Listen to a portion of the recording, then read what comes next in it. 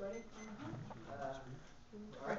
Well, okay. So far, this debate has come down to three main points. One, the issue of alternative fuels. Two, the issue of national security.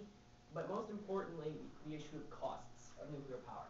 Let's first talk about the alternative fuels. Now, our opponents have stated that alternatives will not be enough, and that we have to have something else.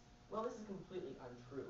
Solar power, they claim we don't have infrastructure, but a lot of the wind corridors in the United States are really close to cities, and wherever there's atmosphere, you can build a wind farm. So that drops that point. They talk about biofuels being expensive and decreasing our food supplies. Well, switchgrass ethanol doesn't cut in our food supply because nobody eats switchgrass. That's not an issue. Solar power is expensive, true, but the costs are decreasing due to our increasing amounts of research into that field. So that point is dropped.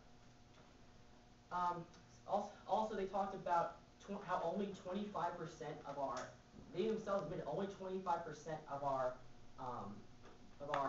electricity is based off of oil. Secondly, they talk about the issue of national security.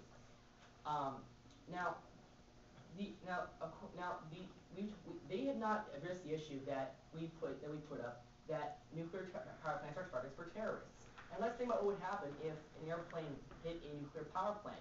We have exactly the same thing that happened in Chernobyl, a nuclear meltdown occurring, but near a population center nearly with nearly five times as many people.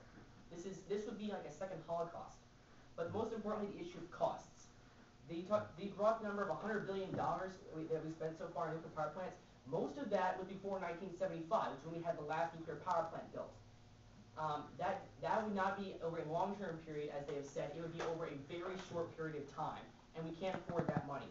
Also, $100 billion back then, with inflation counted in, is much more expensive today, and therefore I must urge a calm down.